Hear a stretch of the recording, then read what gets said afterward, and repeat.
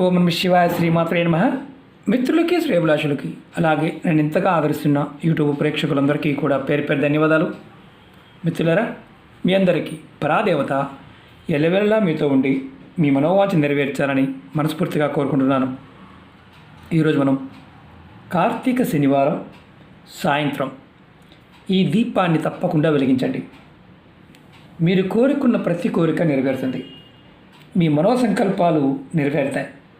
ముఖ్యంగా రాహుకేతు దోషాలు, శని దోషాలతో బాధపడుతూ ఉంటే ఖచ్చితంగా ఈ కార్తీక మాసంలో ఈ ఉపాయాన్ని చేయండి. అలాగే మానసిక బాధలు, మానసికంగా సమస్యలు, శారీరకమైన సమస్యలు వీటి నుండి కూడా బయటపడతారు. చాలామంది తెలియంది ఏంటంటే జాతకరీత్యా పితృదోషాలు కానీ రాహుకేతు దోషాలు ఉన్నప్పుడు వారికి ఏ పని చేసినా అయ్యే పని కూడా ఆగిపోతూ ఉంటుంది. అలాగే మానసికంగా, శారీరకంగా ఏదో ఒక సమస్య పీడిస్తూ ఉంటుంది. కార్తీక మాసంలో మనం కొన్ని తాంత్రిక ప్రక్రియల ద్వారా, చిన్న చిన్న ఉపాయాల ద్వారా ఆ సమస్యల నుండి బయటపడే మార్గాలను మనం తెలుసుకోవచ్చు. ఈ ఉపాయం చేయడం వల్ల ముఖ్యంగా పితృదోషాలతో ఎవరైతే బాధపడుతున్నారో, అంటే పితృదేవతల యొక్క శాపం ఉంది అంటే వారికి ఎన్నో రకాల ఇబ్బందులు వస్తూ ఉంటాయి. ఆ ఇబ్బందుల నుంచి బయటపడటానికి కూడా మీకు ఈ దీపారాధన ఉపయోగపడుతుంది. పితృదేవతల యొక్క ఆశీర్వాద బలం లభిస్తుంది. అలాగే ముఖ్యంగా ఇంకొక లాభం ఏంటంటే మీకు లక్ష్మీదేవి యొక్క ప్రసన్నత లభిస్తుంది. మీరు కోరుకున్నంత ధనం సంపాదించే మార్గాలు మీకు తెలుస్తాయి.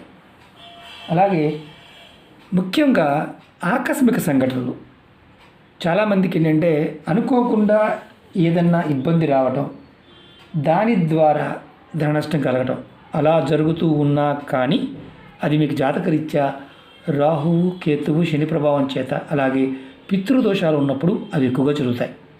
అది గుర్తుంచుకోండి. ఈ ఉపాయం చేయడం వల్ల అలాంటి సంఘటనలు జరగకుండా మీకు రక్షణగా పనిచేస్తుంది. అలాగే ఇంకొకటి ముఖ్యమైనది ఏంటంటే శత్రువులు. మన జాతకరీత్యా రాహుకేతు ఇబ్బందులు ఉన్నప్పుడు, శని ప్రభావం ఉన్నప్పుడు, పితృదోషాలు ఉన్నప్పుడు ప్రతి వాళ్ళు శత్రుత్వం వస్తారు. తల్లిదండ్రులు, అక్క చెల్లెళ్ళు, అన్నదమ్ములు, భార్య, పిల్లలు, స్నేహితులు ఎవరిని నమ్మే పరిస్థితిలో ఉండవు. అలా ఉంది అంటే మాత్రం ఖచ్చితంగా చేయండి. ఈ ఉపాయాన్ని ప్రయత్నించండి. ఈ ఉపాయాన్ని ఆడవారైనా మగవారైనా చేయవచ్చు. ఇందులో ఉన్న నియమ నిబంధన ఏంటంటే నెలసరి ఉన్నప్పుడు మాత్రం చేయకూడదు, మైలు ఉన్నవారు చేయమాకండి. ఈ నిబంధన ఖచ్చితంగా పాటించండి. ఈ ఉపాయానికి కావాల్సిన పదార్థాలు: ఆవ నూనె, ఆవాలతో చేసిన నూనె మనకి పూజా వస్తువుల మీద షాపులో దొరుకుతుంది. దీనికి ఆవ నూనె మాత్రమే వాడాలి. అలాగే మట్టి ప్రమిదలు, తెల్లటి బొత్తులు, అలాగే మనం ఆంజనేయ స్వామికి వాడే సింధూరాన్ని వాడాలి. ఎలా చేయాలి, ఏ విధంగా చేయాలి చెప్తాను. ఆ విధంగా ప్రయత్నించేయండి. ఇందులో ఏ పదార్థం అందుబాటులో లేకపోయినా ఉపాయాన్ని చేయమాకండి. అలాగే మీకు ఈ వీడియో నచ్చినట్లయితే లైక్ చేయండి, ఛానల్ని సబ్స్క్రైబ్ చేసుకోండి, పక్కనే ఉన్న గంట సింబల్ యాక్టివేట్ చేసుకోండి, 10 మంది మిత్రులకి షేర్ చేయండి. చాలామంది మిత్రులు రెగ్యులర్గా అడుగుతున్నది ఏంటంటే గురువుగారు మాకు చాలా ఇబ్బందులు ఉన్నాయి, చాలా సమస్యలు ఉన్నాయి అని కామెంట్స్ రూపంలో అడుగుతూనే ఉన్నారు. నేను చెప్తూనే ఉన్నాను, ఛానల్లో ఉన్న వీడియోస్లోకి వెళ్ళండి లేదా ప్లేలిస్ట్లోకి వెళ్ళండి. మీరు అడిగిన ప్రతి సమస్యకి, ఒక్కొక్క సమస్యకి 100 వీడియోలు ఉంటాయి. మీరు అందులో ఏది చేయగలిగితే, మీకు ఆ పదార్థము, సమయము అర్థమైతే ప్రయత్నించండి. అర్థం కాలేదా చేయమాకండి. అలాగే చాలామందికి ఏంటంటే కొన్ని అనుమానాలు ఉంటాయి. ఇది చేస్తూ అది చేయవచ్చా లేకపోతే చేయకూడదా అని. ఏ ఉపాయంలో అయినా సరే ఈ ఉపాయాన్ని చేస్తూ వేరే ఉపాయం చేయకూడదంటే చేయవద్దు. లేదంటే మీరు నిర్భయంగా ఎన్ని ఉపాయాలని చేయవచ్చు. అది గుర్తుంచుకోండి. మీరు ఈ ఉపాయం చేసే ముందు ఖచ్చితంగా మీకు ఈ పదార్థాలు ఏదైతే ఉన్నా రెడీ చేసుకోండి. మీరు స్నానం చేసిన తర్వాత చేయాలి. సాయంత్రం, శనివారం సాయంత్రం మీరు ఈ ఉపాయం చేయాలి 6 దాటిన తర్వాత. ఇది కూడా మీరు చేయవలసింది 6 దాటిన తర్వాత ఈ ఉపాయం చేయాలి. ముందుగా మీరు ఏం చేస్తారంటే ఇవన్నీ రెడీ చేసుకోండి. మట్టి ప్రమిది తీసుకోండి. ఇలా 2 ప్రమిదలు పెట్టాను. చాలామందికి అనుమానం ఉంటుంది, ఒక ప్రమిది పెట్టవాలా 2 ప్రమిది పెట్టాలని. ఒకటైనా పెట్టవచ్చు, ఇబ్బంది ఏమీ లేదు. ఈ ఉపాయానికి నూనె కారకుండా ఉండడం కోసం 2 ప్రమిదలు పెట్టుకోండి కింద. ఎందుకంటే లేకపోతే మట్టి ప్రమిదలు లీక్ అవుతూ ఉంటాయి కాబట్టి. అలాగే తెల్లటి ఒత్తులు ఈ 2 ఒత్తులు విడివిడిగా వేసుకోవాలి. తర్వాత మీరు ఏం చేస్తారంటే ఇలా రెడీ చేసుకున్న తర్వాత ఒత్తులు వేయండి. ఒత్తులు వేసిన తర్వాత నూనె పోయండి. నూనె పోసిన తర్వాత సింధూరాన్ని, హనుమత్ సింధూరాన్ని ఆంజనేయ స్వామికి వాడతాం కదా, దాన్ని ఇలా వేయండి, నూనెలో వేయండి. వేసి మీరు దీపం వెలిగించాలి. ఇంటి లోపల మీరు ఏదైతే ఇంట్లో ఉంటున్నారో అది అద్దిల్లు కావచ్చు, సొంత ఇల్లు కావచ్చు, ఇంటి లోపల మీరు ఈ దీపాన్ని దక్షిణ వైపు పెట్టాలి. మీ ఇంట్లో దక్షిణ వైపు పెట్టాలి. ఈ దీపపు వెలుగు ఏదైతే ఉంటుందో అది కూడా దక్షిణ వైపుకి చూస్తూ ఉండాలి. అంటే దీపం వెలిగించిన తర్వాత ఉదాహరణకి దక్షిణం అనుకోండి, ఇటువైపునే ఉండాలి. ఆ వెలుగు దక్షిణ వైపు ఉండాలి. అంటే దీపపు ముఖం కూడా. తర్వాత మీరు దీపానికి నమస్కారం చేసుకొని ఈ మంత్రాన్ని, 2 మంత్రాలు ఉన్నాయి, 2 మంత్రాలని జపం చేయాలి. ఎక్కువ సమయమే కాదు. ఈ మంత్రాలు 2 కూడా నేను వీడియో డిస్క్రిప్షన్లో పెడతాను, చూడండి. అనుమానం ఉంటే నేను చెప్తాను. ఒక ఫస్ట్ మంత్రాన్ని 9 సార్లు అనుకోవాలి. ఈ మంత్రం వచ్చి హనుమత్ మంత్రం. ఓం హం పవననందనాయ స్వాహ. ఈ మంత్రాన్ని మీరు 9 సార్లు అనుకోండి. అలాగే 2వ మంత్రం 3 సార్లు మనసులో అనుకోండి. ఓం శం శనిశ్చరాయ నమః, ఓం శం శనిశ్చరాయ నమః. ఇలా 3 సార్లు అనుకోండి. ఈ మంత్రజపం అయిపోయిన తర్వాత మీ మనసులో ఉన్న కోరికలు చెప్పుకోండి. మీరు ఈ ఉపాయం అంటే కార్తీక మాసంలో శనివారం మొదలుపెట్టి వరుసగా 5 శనివారాలు చేయండి.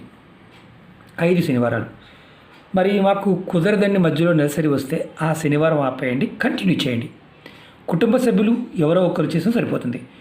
ఈ వారం ఒకరు చేశారు, 2వ వారం మీరు చేయలేకపోయారు, నెలసరి అడ్డు వచ్చింది, మీ కుటుంబ సభ్యులు ఎవరైనా చేయవచ్చు. కానీ ఇది కంటిన్యూగా 5 శనివారాలు చేయండి. మళ్ళీ ఇక్కడ అనుమానం ఉంటుంది, మళ్ళీ నెలసరి ఉన్నవారు ఇంట్లో ఉంటారు కదా, ఇబ్బంది కదా అని. అలాంటి ఇబ్బంది ఏమీ లేదు, ఉన్నవారు చేయకుండా ఉంటే చాలు. అలాగే ముఖ్యంగా 2వ రోజు ఇది చేశారు, ఈరోజు చేశారు, సాయంత్రం 6 నుండి రాత్రి పడుకునేలోపు ఎప్పుడైనా చేయవచ్చు, అది గుర్తుంచుకోండి. సాయంత్రం 6 నుంచి 6 తర్వాత మాత్రమే చేయాలని అర్థం. తర్వాత మీరు 2వ రోజు అంటే శనివారం చేశారు, 2వ రోజు అంటే ఆదివారం ఉదయం నిద్ర లేచిన తర్వాత ఈ ప్రమిదిలో ఉన్న ఒత్తులు ఏదైనా మొక్కలో వేసేయండి. తులసి మొక్కలో కాకుండా ఏదైనా పూల మొక్కల్లో వేసేయండి. ప్రమిదిని శుభ్రం చేసి పక్క పెట్టుకోండి. మిగిలిన వారాలు అయ్యే ప్రమిదలు వాడండి. 5 శనివారాలు అయిపోయిన తర్వాత ఈ ప్రమిదల్ని ఎక్కడైనా సరే పారే నదిలో కానీ కాలువలో కానీ నీళ్ళల్లో వదలండి. మురుగు కాలంలో కాకుండా పంట కాలం అయినా పర్వాలేదు, చెరువులో అయినా సరే వదలండి. ఒకవేళ మాకు అలాంటి అవకాశం లేదు అనుకుంటే మీరు ఎక్కడైనా సరే దేవాలయంలోకి వెళ్ళి దేవాలయంలో పెట్టి వచ్చేయండి. అది గుర్తుంచుకోవాల్సిన విషయం. మీరు ఈ 5 వారాలు కంపల్సరీగా ఈ విధంగానే చేయాలి దీపారాధన. మీకు ఖచ్చితంగా మీరు కోరుకున్న ప్రతి కోరిక నెరవేరే మార్గాలు తెలుస్తాయి. రాహుకేతు దోషాల నుండి, పితృదోషాల నుండి బయటపడే మార్గాలు తెలుస్తాయి. అంటే ఖచ్చితంగా పనులు అవుతాయని అర్థం. ప్రయత్నపూర్వకంగా విశ్వాసంతో ప్రయత్నించేయండి, ఖచ్చితమైన ఫలితాన్ని పొందుతారు. అలాగే మీకు ఈ వీడియో నచ్చినట్లయితే లైక్ చేయండి, ఛానల్ని సబ్స్క్రైబ్ చేసుకోండి, పక్కనే ఉన్న గంట సింబల్ని యాక్టివేట్ చేసుకోండి, 10 మంది మిత్రులకి షేర్ చేయండి. ఓం నమః శివాయ, శ్రీమాత్రే నమః.